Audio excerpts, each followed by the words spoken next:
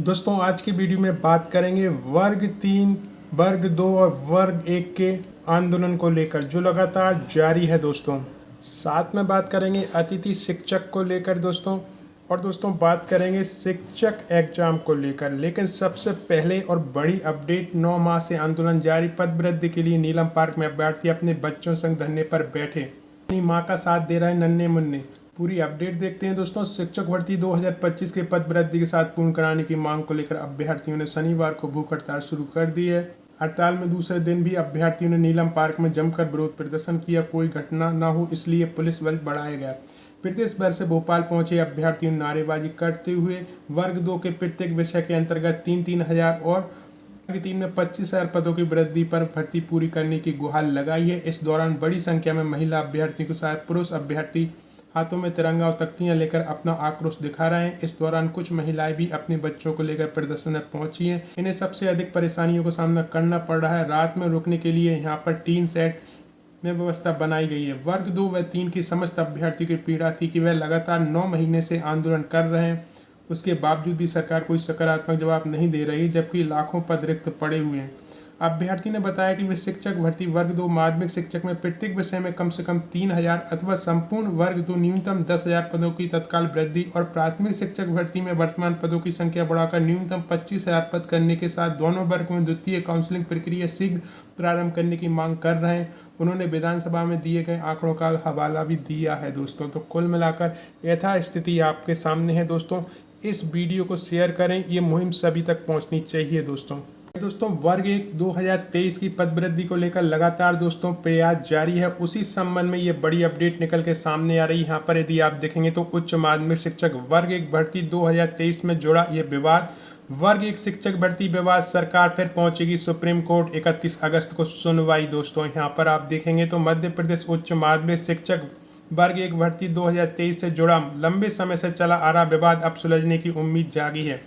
School शिक्षा विभाग ने इस मामले में एक बार फिर सुप्रीम कोर्ट का दरवाजा खटखटाया। विभाग ने पहले ही दायर विशेष अनुमति याचिका में शीघ्र सुनवाई के लिए आवेदन लगाया है। मामले की सुनवाई 31 अगस्त को संभावित है।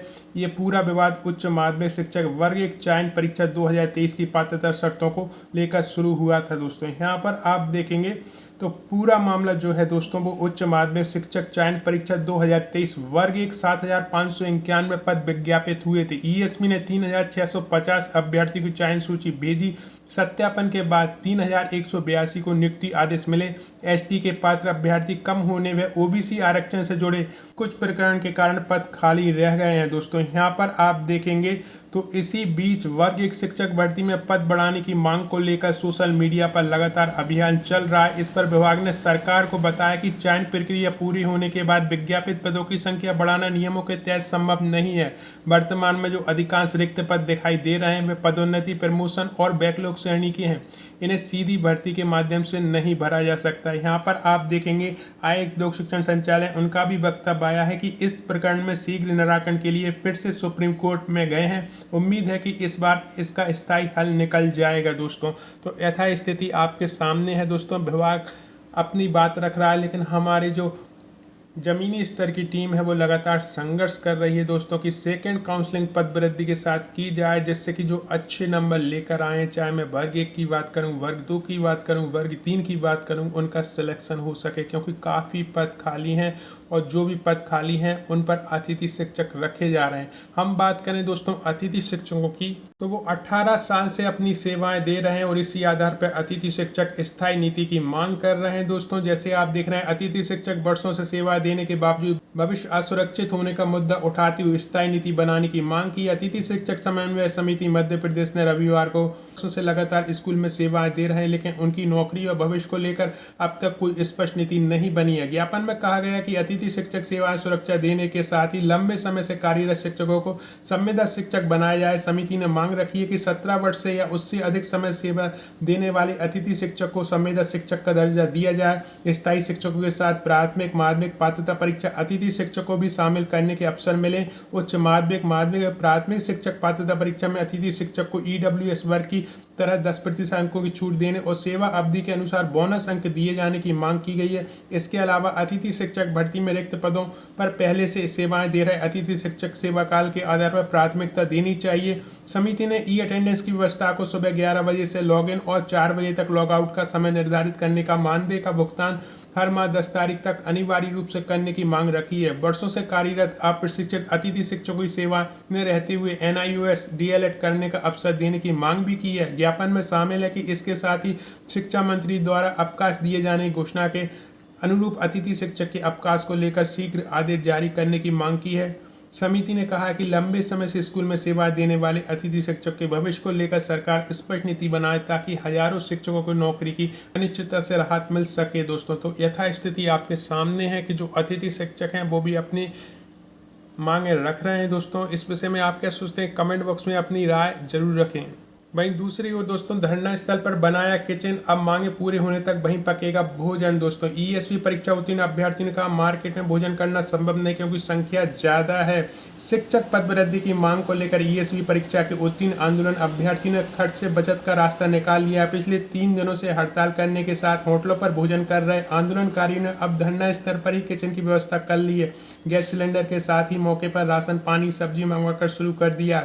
अभ्यर्थियों का कहना है कि आंदोलनकारियों की संख्या ज़्यादा है, नतीजन ये व्यवस्था बनाना भी जरूरी है क्योंकि मार्केट में पैसा खर्च करना संभव नहीं है। आंदोलनकारी हड़ताल में करीबन 500 लोग बैठे हैं, ऐसे में दोनों समय का भोजन भी जरूरी है। कई महिला बहनें आई हैं जिन्होंने साथ छोटे बच्चे हैं, इसलिए हड़ताल स्तर पर ही भोजन के लिए राशन की व्यवस्था की गई है। साथियों के अनुरोध किया गया है कि घरों से अगर आते हैं तो क्षमता अनुसार आटा, शक्कर, दाल, चावल लेकर आएँ। इनका कहना है कि जब तक समस्या का समाधान नहीं होगा आंदोलन अनवरत चलता रहेगा। रविवार को दोपहर में ये तहसीलदार पहुंचे जिन्होंने इनका ज्ञापन लिया। दोस्तों, यहाँ पर आप देखेंगे नीलम पार्क में हड़ताल कर रहे अभ्यर्थियों को आरोप है कि भर्ती विज्ञप्ति के नाम पत्रों पर घोषित की गई है जिसमें बड़ी संख्या में योग्य उम्मीदवार चयन से वंचित रह गए हैं। प्रदेश में 80,000 से अधिक रिक्त पद हैं, बावजूद विभाग भर्ती में कटौती कर रहा है। विधानसभा में दिए गए आंकड़ों का हवाला दिया गया है। 2,89,500 स्वीकृत शिक्षक पदों में केवल 1,74,419 शिक्षक कार्यरत हैं और करीबन 1,15,678 पद रिक्त हैं। प्रदेश के 83,514 विद्यालयों में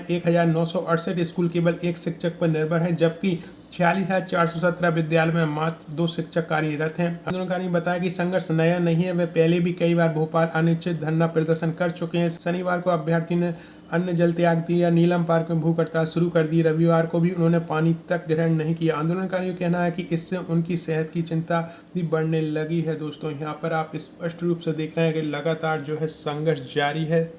आपके कोई शिक्षक जगत से जुड़े सवाल हो कमेंट बॉक्स में लिखें, मैं अगली वीडियो में जरूर क्लियर करूंगा। आपको मेरी मेहनत अच्छी लगी हो तो वीडियो को लाइक और शेयर जरूर करें और जिन भाई बहनों ने अभी तक हमारा चैनल सब्सक्राइब नहीं किया प्लीज़ सब्सक्राइब करें क्योंकि अक्सर ऐसे वीडियो में लाता रहता हूं। आपने इस वीडियो को देखने के लिए इतना कीमती समय दिया उसके लिए दिल से धन्यवाद।